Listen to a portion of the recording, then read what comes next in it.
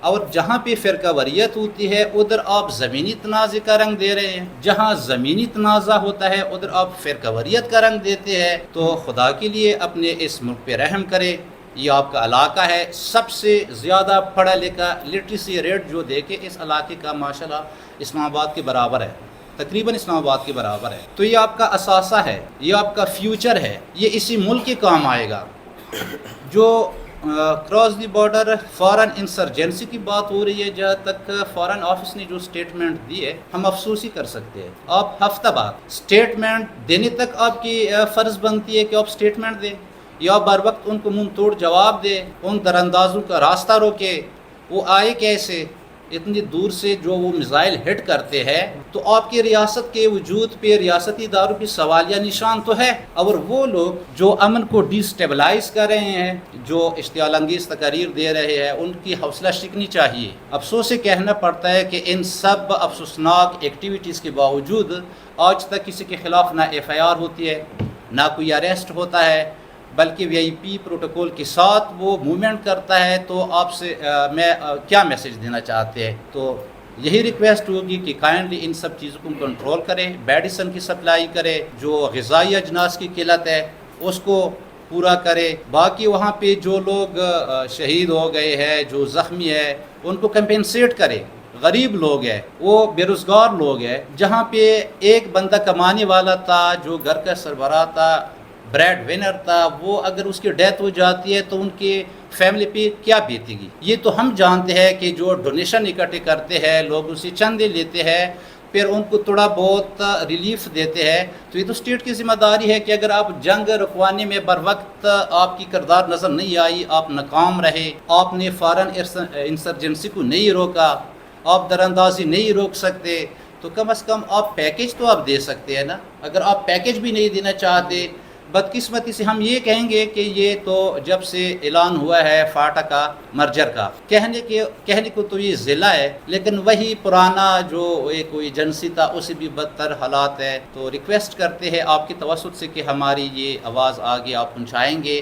اور ریاست بیات ہیں، اور آج سے نہیں، یہ دہائیوں سے شیعہ سنی وہاں پہ آباد ہیں، وہاں کے مقامی آباد ہے. یہ نہیں ہے کہ آج وہاں پہ کوئی شیعہ آباد ہوا، یہ نہیں کہ آج وہاں پہ کوئی سنی قبیلہ آباد ہوا جس کی وجہ سے مسائل ہوں. لہٰذا یہ حقیقت ہے کہ دہائیوں سے وہاں پہ دونوں قبائل شیعہ سنی پرامن طور پر وہاں پہ آباد ہے، اور ان کی زمینی ہے، وہاں کے حقوق ہے. لیکن تھرڈ پارٹی جس کو ہم کہیں کہ دہائیوں پہلے بھی، یعنی ماضی میں بھی بہت سارے جنگیں ہوئی، لیکن حقیقت اشکار اس طرح سے نہیں ہوئی جس طرح آج ہو رہی ہے. ماضی میں بلیک رکھا گیا چیزوں کو، یعنی اگر کسی چھوٹے تنازع پہ مسئلہ ہوا تو اس کو مسلکی رنگ دے کر، اچھا اگر مسلکی رنگ ہے بھی، اگر فرقاوریت ہے بھی، تو کیا اس ریاست میں کسی بھی فرقے کے لیے کوئی حدود معین نہیں ہے؟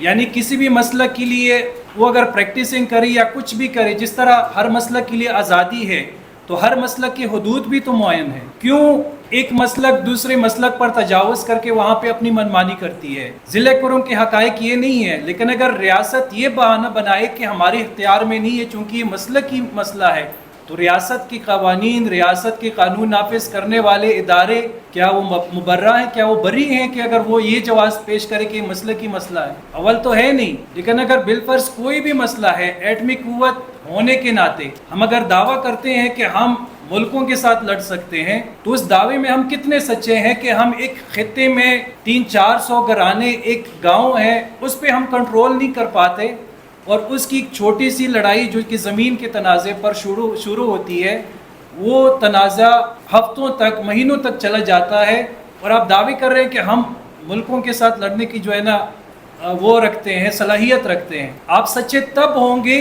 جب آپ اپنے ملک کے شہریوں کو بھی حقوق دیں، اپنے ملک کے شہریوں کو بھی تحفظ فراہم کریں. لہٰذا یہ پارا چنار کا جو غلط چہرہ پیش کیا جاتا رہا، آج الحمدللہ سوشل میڈیا ہے، ڈیجیٹل ورلڈ، تو اس کے توسط سے وہ ساری چیزیں پیچھے رہ جاتی ہیں. اور یہی وجہ ہے کہ پہلے یہی مسائل، یہی جھگڑے جو سالوں تک ہوتے رہتے تھے، جاری رہتے تھے، مہینوں تک، وہ ایک ہفتے کے اندر وہ تھم گئے. کیوں؟ ریاست مجبور ہو گئی، پاکستانی عوام نے آواز اٹھائی، وہ حقائق بیان کر دیے. اور یہاں اس توسط سے، آپ کی میڈیا کے توسط سے ہم یہ بھی مطالبہ کریں کہ اس علاقے کو ہمیشہ سے جہاں پہ جنگ و جدل کا شکار رکھا گیا، وہاں پہ بنیادی حقوق سے بھی محروم رکھا گیا. وہاں پہ ہاسپٹلز آپ دیکھیں، وہاں پہ تعلیمی نظام دیکھیں، وہاں پہ ٹرانسپورٹیشن دیکھیں، کچھ بھی نہیں ہے. اور ایک جنگ زدہ علاقے میں ظاہر ہے انسانی ہمدردی کی بنیاد پر یہ چیزیں سر فہرست یعنی پریورٹی پہ دی جاتی ہیں. لیکن جنگ کے ماحول میں بھی جب وہاں پہ